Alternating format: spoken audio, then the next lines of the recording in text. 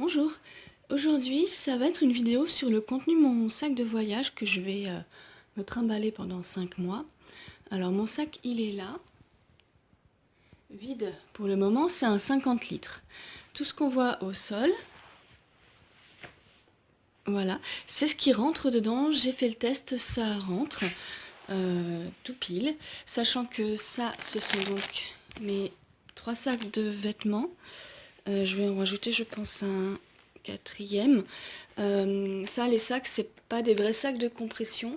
Les vrais, ils sont là. Et normalement, avec ça, je vais gagner encore un petit peu de place. Voilà. Sachant que j'aurai un autre petit sac là-bas, un 10 litres. Non, pardon, un 20. Oui, 20 litres. Que pour dans l'aéroport, je vais... il va être vide en fait, il sera roulé dans le sac, et pour ensuite quand je serai sur place, les excursions etc, je mettrai ce dont j'ai besoin au quotidien. Donc on va commencer, alors pour les vêtements je ferai une vidéo à part parce que là il faut que je les sorte et que je les mette dans un liquide de trempage anti-moustique et qu'ensuite je les compacte. Donc avant de les compacter, je ferai une vidéo spécifique sur les vêtements pour dire ce que j'emmène. Vous voyez, pas grand chose. Donc que sur moi j'aurai cette partie là, donc des vêtements chauds parce que je pars en novembre. Donc il y a une polaire, une veste polaire, un jean, un gilet, soupule qui est là, je le mettrai sur moi aussi, et mes grosses chaussures. Voilà, donc ça sera aussi ma tenue que j'aurai pour les zones froides comme la Patagonie, les glaciers, etc. Ensuite, en chaussures, donc les grosses là-bas de rando, dans lesquelles je suis super à l'aise, mais je ne les mettrai pas tous les jours. Celles-ci, mes petites tennis que je traîne depuis mon voyage au Japon, depuis quasiment 2 ans, je les emmène parce que je suis trop bien dedans. J'ai mes sandales, on peut faire du trek avec, moi ce sera mes sandales de quand j'aurai chaud. Et, sachant que je porte des semelles orthopédiques, donc j'en ai des anciennes paires dans les chaussures de trek. Je vais coller, double facer une autre ancienne paire, celle que j'ai actuellement. Et là, je suis allée chez la podologue, donc j'aurai des vraies nouvelles paires bien adaptées que je mettrai soit dans les grosses, soit celle-ci. Voilà. Ensuite, qu'est-ce que j'ai? Les petits packs comme ça, c'est bien pratique pour ranger. Donc, quelques médicaments, mais surtout des liquides. Alors, il y a donc des huiles essentielles. Je vous ferai un article également sur le blog de ce que j'amène en trousse de toilette. Ici, d'autres liquides anti-moustiques, par exemple. Un liquide pour les bains de bouche. Je suis un peu sensible des gencives. Un bon dentifrice.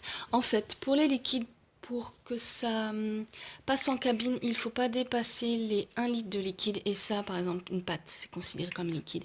Et chaque contenant ne doit pas dépasser les 100 ml. Donc là, on est bon, ça fait moins. En tout, j'ai calculé, là, je vais avoir une huile végétale, 50 ml. J'en amène une autre, de jojoba. J'aurai un hydrolat.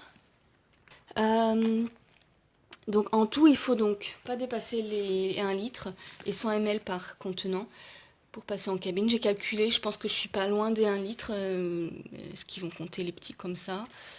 On verra. Au pire, je me débarrasserai de certains surplus en douane. Qu'est-ce que j'ai ensuite? Ça, c'est une petite serviette microfibre qui me servira de gant de toilette. Ça sèche très vite. J'ai pas trouvé de gants de toilette à prix raisonnable, il y en avait mais c'était 10 € les deux plus les frais de port, donc ça faisait 15 € le gant de toilette parce que j'en aurais amené qu'un. Ça j'ai testé, ça sèche bien, ça lave bien. Pareil en microfibre, je vais avoir la petite serviette pour s'essuyer là après la douche ou pour la plage, qui sèche très vite, qui prend pas de place. Qu'est-ce que j'ai d'autre? Ah oui, ça c'est le pyjama qui peut en même temps me servir d'habit de jogging. Donc pareil, ça va aller là. J'ai un petit masque de... Ah non, ça c'est le matelas gonflable. Pardon, le matelas gonflable. Non, le coussin gonflable. Le masque de nuit. Soit pour l'avion, dans le bus ou en auberge s'il n'y a pas de rideau, je sais pas.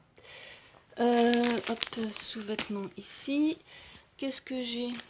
Ça c'est la petite pochette high-tech, donc je vais y mettre des câbles, il y a le chargeur, les cartes SD que je vais enlever du paquet pour gagner de la place.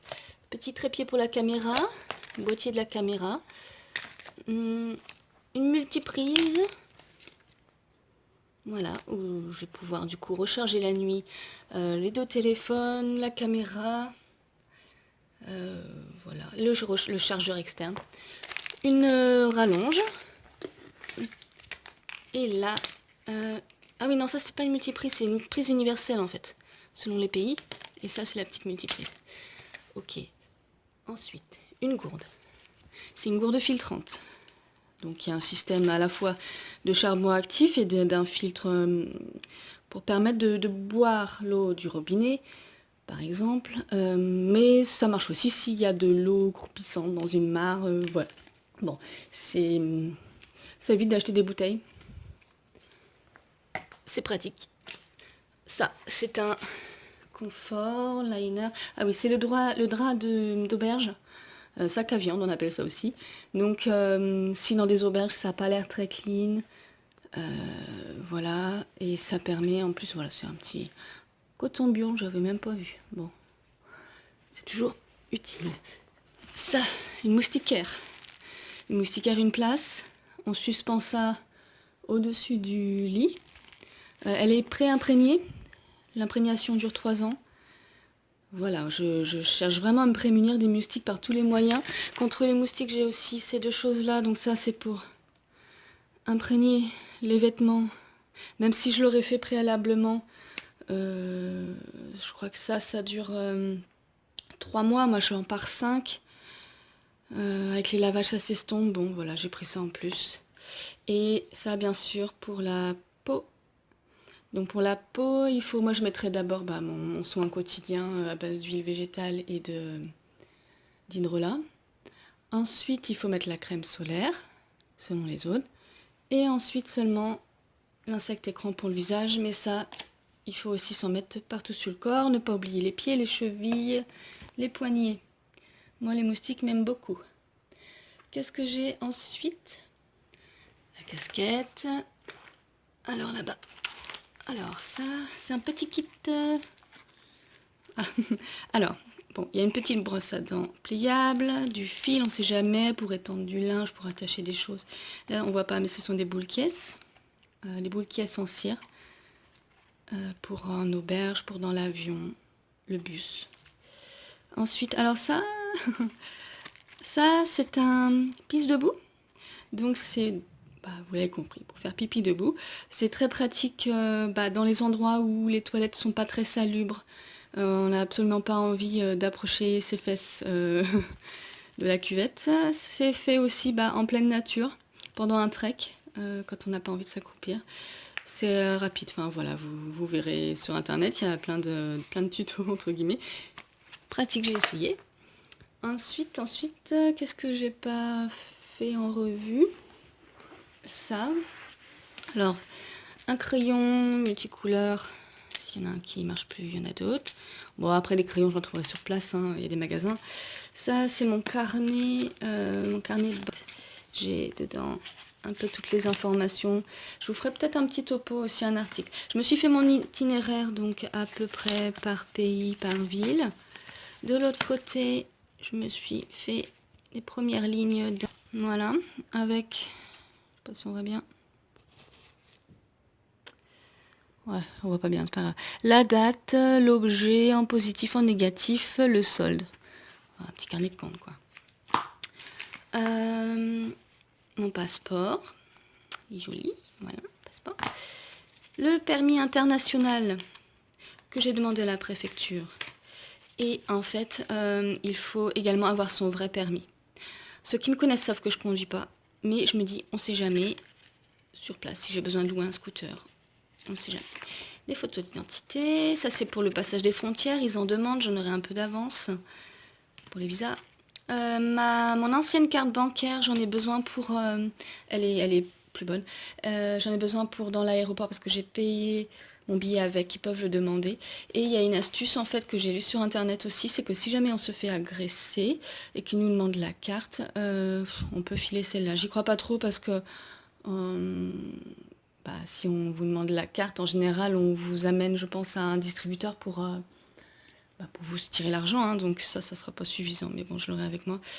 Ça prend pas de place. En niveau carte bancaire, j'en aurai 3. Donc ma carte Visa La Poste pas périmée, que j'utiliserai très peu, je pense, parce que les frais à l'étranger sont énormes.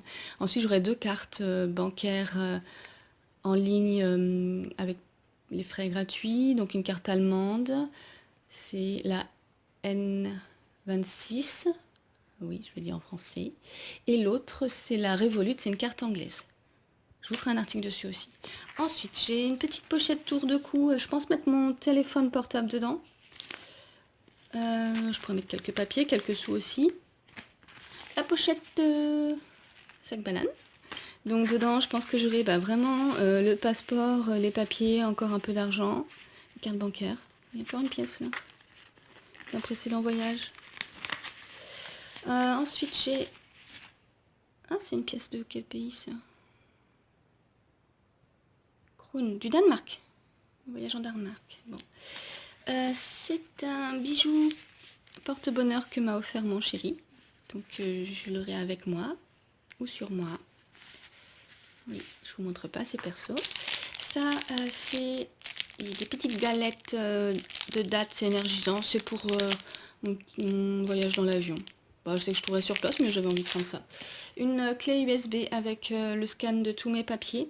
Sachant que le scan de mes papiers, je les ai aussi, me le suis envoyé par mail. Et je les ai dans ma carte SD et dans la mémoire de mon téléphone. Voilà. Et j'en ai aussi des copies papier ici. Donc ça, c'est tous mes documents, réservation, copie papier. J'ai un CV en anglais, de l'autre côté en espagnol. Mes prescriptions de médicaments. Les billets d'avion, les billets de train, voilà.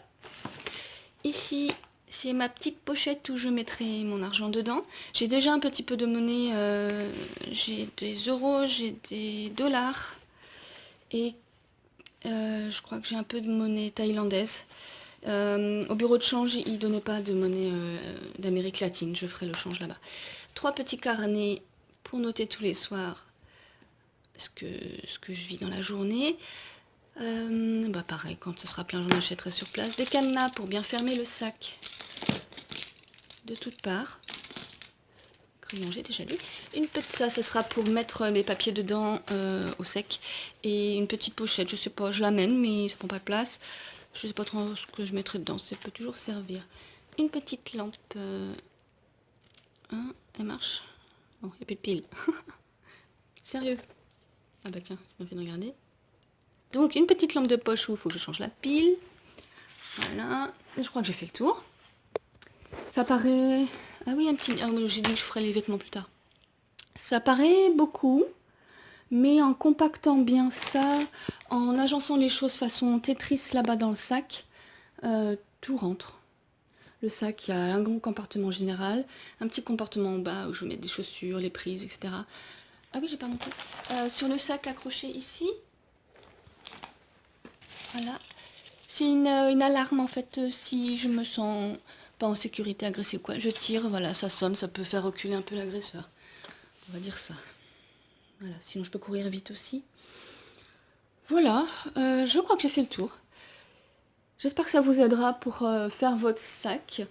J'espère que tout ça, du coup, passera en cabine. Sinon, tant pis, hein, je me débrouillerai comme tout le monde avec mon sac en soute. Mais l'important, c'était d'éviter le passage en soute, mais aussi de voyager léger. C'est parce que le sac, on se trimballe quand même sur le dos. J'ai été l'autre fois chez le docteur, j'ai fait peser. J'avais pas encore les médicaments, donc j'avais pas encore cette partie-là et là, qui pèse un peu quand même. J'étais à 7 kilos. Donc je pense qu'en rajoutant ça, j'ai aussi rajouté où est mon sous-pull? J'avais un pull, ah voilà. J'ai rajouté le sous-pull, les trucs techniques, voilà. Je pense qu'en tout, je dois être à 10 kilos, 11 kilos. Pour passer en voyage cabine, il ne faut pas dépasser les 10. Dans certaines compagnies intérieures, Par exemple, en Amérique latine, c'est 8 kilos.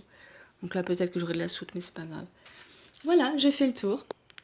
Il n'y a plus qu'à faire tremper les vêtements, compacter, ranger tout ça. Bisous!